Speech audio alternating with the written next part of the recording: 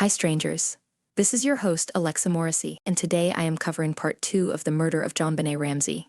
So if you haven't listened to part 1, please do so now, because we are going to get into the nitty-gritty details of this case. In the early morning hours of the day after Christmas, in Boulder, Colorado, 6-year-old JonBenét Ramsey was missing from her bed, and a handwritten ransom note was found by her parents. The note demanded a very specific amount of money from the Ramsey family, an amount that exactly matched the father's Christmas bonus for the safe return of their daughter. Despite the note saying not to call the police, Patsy and John Ramsey, JonBenét's parents, called 911. Later that afternoon, it would be revealed that little JonBenét had never left the house. She was, in fact, dead in the basement the whole time. She had been found by her father. She died of asphyxiation due to strangulation. Her mouth had been duct-taped, and her hands were tied over her head. There were no signs of rape, but there was evidence of sexual assault and blood on her underwear. There were a lot of reasons why this case captivated the American public. 1, the O.J. Simpson trial had aired on live television the year before and had created a demand for more true crime coverage. People wanted a new mystery to discuss, and JonBenét was the perfect victim. She was white, rich, and objectively adorable. It's a well-known fact that white women and girls from affluent areas tend to get more media attention than other victims, especially over people of color. Think of Laci Peterson, Natalie Holloway, and more recently, Gabby Petito. But in addition to fitting into what America seems to disgustingly find as the ideal murder victim for media consumption, JonBenét was also a 6-year-old beauty queen. This was long before the world had been introduced to the show, Toddlers and Tiaras, and seeing someone so young, dressed up in mature women's clothing and makeup, was not something that sat right with the American public. People believed that her parents were forcing her into pageants and sexualizing her for fame. Some people believed that JonBenét's participation in pageants drew unwanted attention from a murderous pedophile. The second reason why this case was so popular in the media was because of how fucking strange it was. Why would someone leave a ransom note demanding money when the child could be found dead in the house in minutes?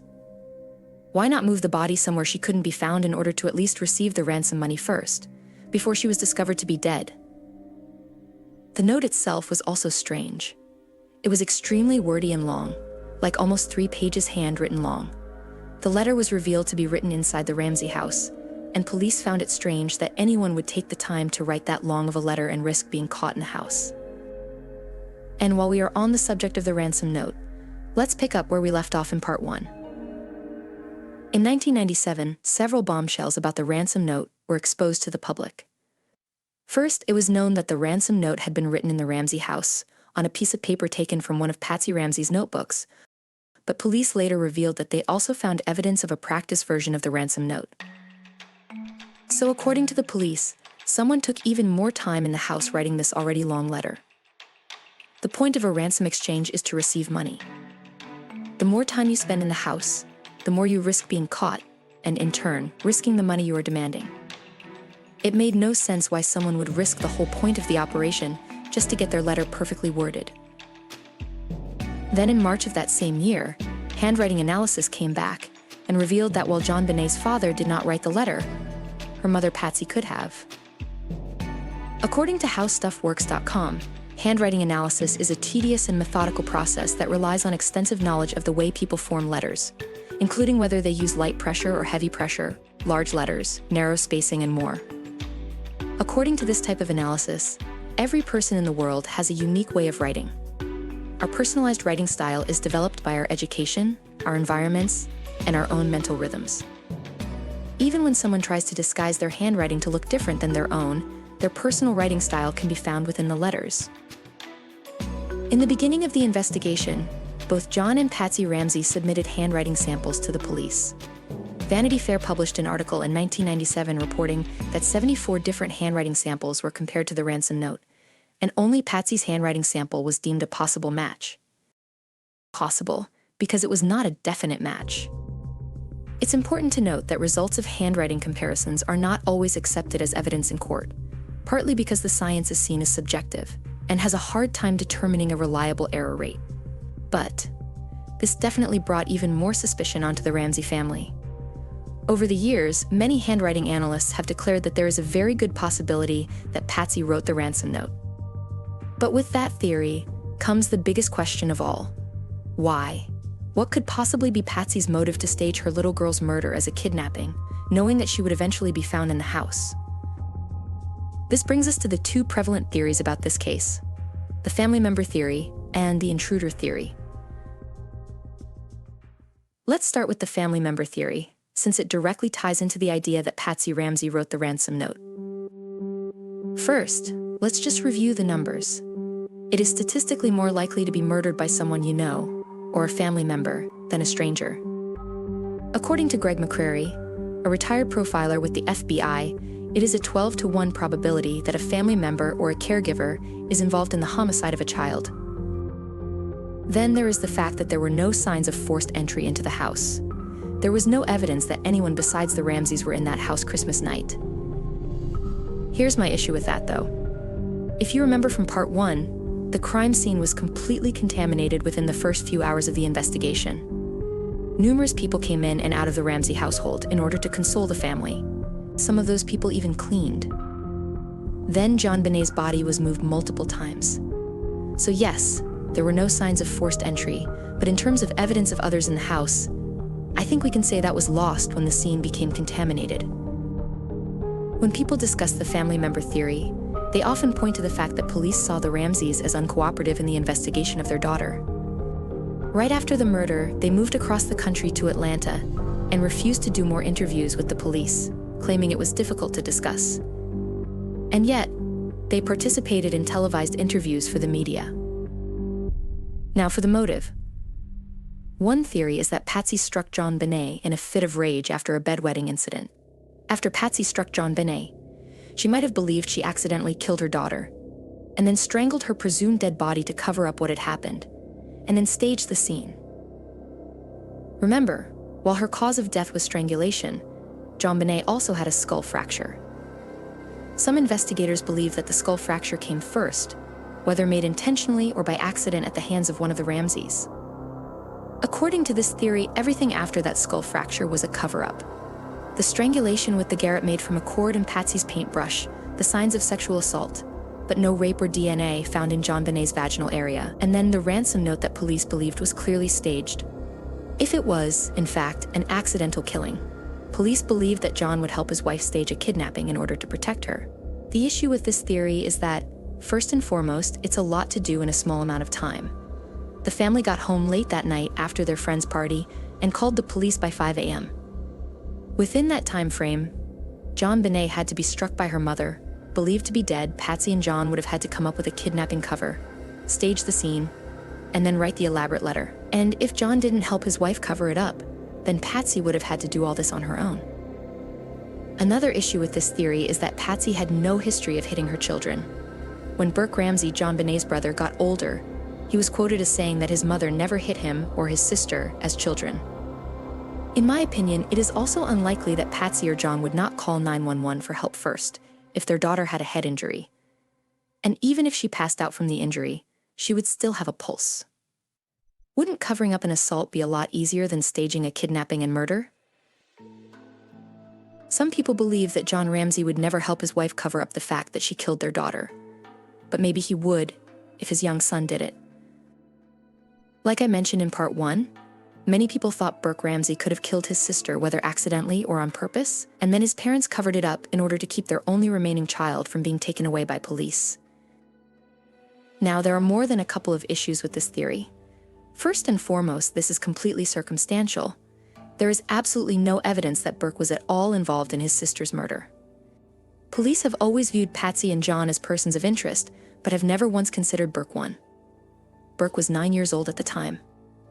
So to say that on Christmas night, when both children were exhausted from the day's activities, Burke and JonBenét were playing rough, and something happened that resulted in JonBenét's death, seems unlikely. And if that was what happened, why would the parents' first instinct be to cover up their daughter's death in such a brutal and complicated way, rather than call an ambulance? Some believe that Burke intentionally killed and sexually assaulted his sister, but again, he was 9. And he wasn't exceptionally large or strong for a 9-year-old. Intentionally killing someone by hand is not easy to do, even for an adult. Cracking someone's skull and strangling them to death with a handmade garrote is outside the physical abilities of an average-sized 9-year-old. The only person in the house that actual evidence points to being involved in JonBenét's murder is her mother, Patsy. Handwriting analysis pointed to her and only her as a possible writer. The garrote that was made in the basement was created with one of her paint brushes, from a paint kit that only she used and knew the contents of. As for the why, it's possible we will never know because Patsy Ramsey died of ovarian cancer at 49 years old in 2006. John and Burke Ramsey defend Patsy's innocence to this day and say that there was no way she killed her daughter and then covered it up. But many members of law enforcement and the public still see her as the prime suspect. Obviously, there was not enough physical evidence to charge Patsy with the murder of her daughter. But in 1999, a grand jury convened and recommended filing charges against John and Patsy for hindering the prosecution of an unidentified person who had committed the crime of murder in the first degree and child abuse resulting in death. But, as expected, there was insufficient evidence to pursue a successful indictment. Now, if Patsy didn't kill her daughter and write that ransom note, who did? That question brings us to the second prevalent theory in the case, the intruder theory. Despite there being no evidence of forced entry into the home, there were available entry points into the house the evening JonBenét was murdered. There had been 2 windows that were left slightly open, to allow for electrical cords of the outside Christmas lights to pass through. There was a broken basement window from when John Ramsey accidentally locked himself out of the house, and allegedly 1 unlocked side door. However, I haven't seen that information in many sources. There's no need for forced entry when doors and windows are unlocked. According to the initial investigation, there was no evidence that someone came through the open windows or unlocked door. Still, there was a piece of evidence that placed someone not in the Ramsey family in the basement. A single footprint from a boot was found in the basement.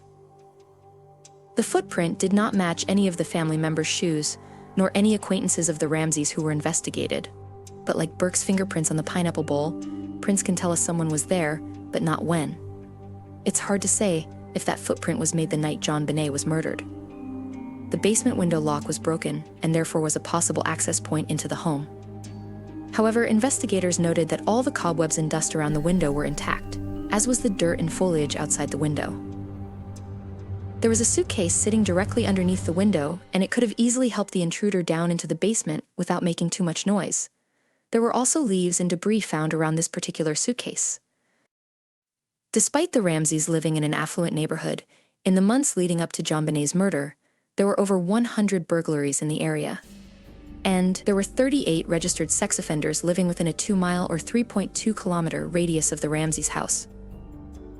One of the biggest criticisms of the JonBenét investigation was that police were too focused on the Ramsey parents as possible suspects to pursue other leads. That's not to say that the Ramseys should not have been investigated, because yes, they were suspicious. But when you put together the fact that doors and windows were unlocked, the neighborhood was the target of more than 100 burglaries, and there were 38 registered sex offenders living within walking distance of the house. It seems like the police should have put the same amount of energy into the intruder theory as they did the family member theory. But they did not. John Douglas, a former FBI profiler and the inspiration for the Netflix show Mindhunter, was hired by the Ramsey family to investigate their daughter's death, and he thoroughly supports the intruder theory. In fact, he believes the police and the media's obsession with the Ramsey parents is what led to the true killer never being caught. And if you haven't seen the show Mindhunter, let me tell you a little bit about John Douglas, because his opinions on a murder case should be taken seriously regardless if the Ramseys hired him. John Douglas essentially invented what we know today as criminal profiling. He was the founder of the FBI's criminal profiling program and spent years interviewing the world's most infamous serial killers, including David Berkowitz, Ted Bundy, John Wayne Gacy, and Charles Manson. It was the criminal profiling program that led to the creation of the term serial killer. Without him, hundreds of murderers would have never been caught.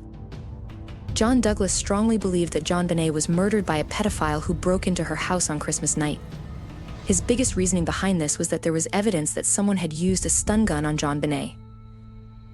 There were marks on JonBenét's body that were written off as defensive wounds in the original medical report, but under further investigation, they were determined to possibly be from a stun gun.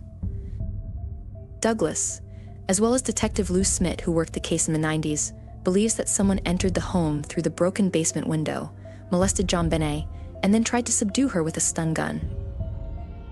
They then attempted to leave with JonBenét through the basement window, but ultimately couldn't, as she fought them. Douglas and Smith believed that as JonBenét fought them, the intruder realized she was going to wake up her parents, so they hit her in the head with something like a flashlight and then strangled her with objects he found in the basement. The way JonBenét's body was then staged in the basement also stood out to Douglas. According to John Douglas, when a family member is involved in a murder, they are likely to cover their child's body in a protective manner, covering all but their head. In this case, just JonBenét's torso was covered, but her bottom half was exposed, which is not the kind of act a parent would generally perform. But what about the ransom note? Why write that insanely long note? Some investigators believe the intruder wrote the note in order to give himself a head start before police came searching for him.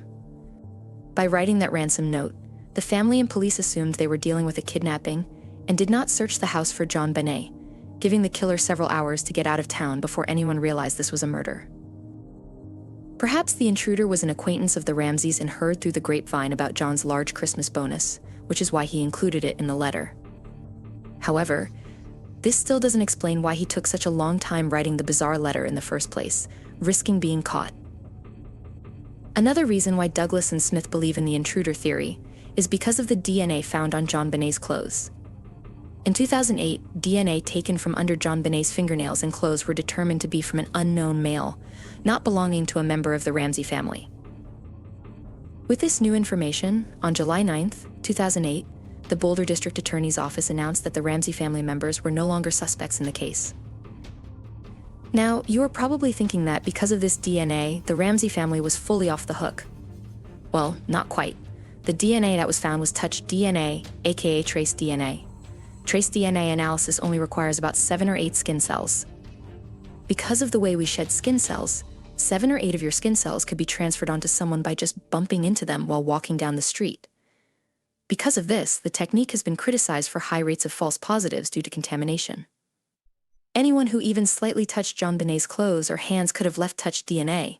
It could have come from someone who worked in the store her mom bought her clothes from. It could have come from one of the crime scene techs working in the house. In 2016, a former investigator for the Boulder County District Attorney's Office named Gordon Combs gave the following statement. "We all shed DNA all the time within our skin cells. It can be deposited anywhere, at any time, for various reasons. Reasons that are benign. To clear somebody just on the premise of touch DNA, especially when you have a situation where the crime scene wasn't secure at the beginning, really is a stretch." Despite the criticism of touch DNA, the DNA was put into CODIS, but not a single match came from this. Now, at the end of part 1, I mentioned a confession, and that came about in 2006 from a man known as John Mark Karr. And as a quick note, I will be referring to John as he in this story, because at the time he confessed to this murder, he identified as a man.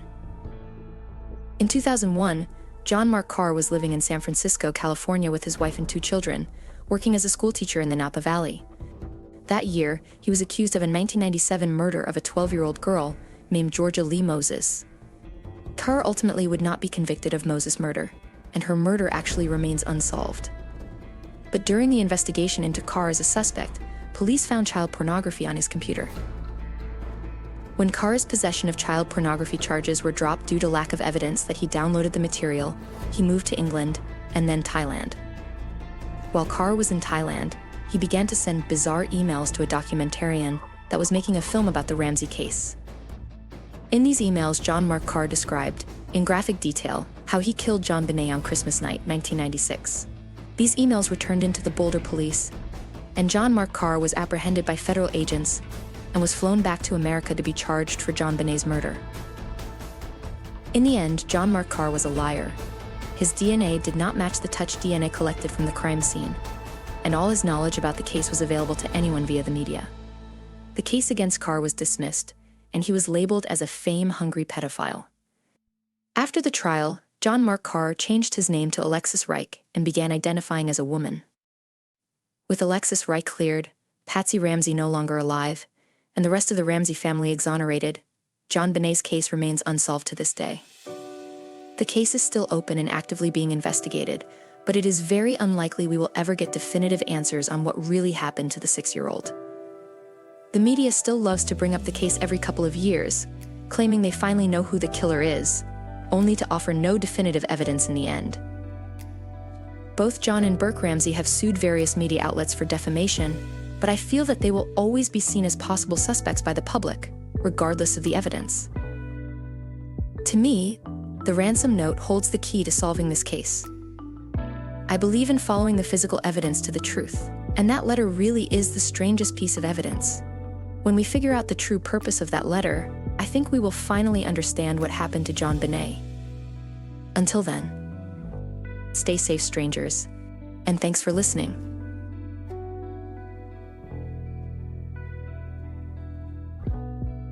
This episode was written by Alexa Morrissey. Stranger in the House is a Boy Wonder production. All of our sources can be found in the show notes.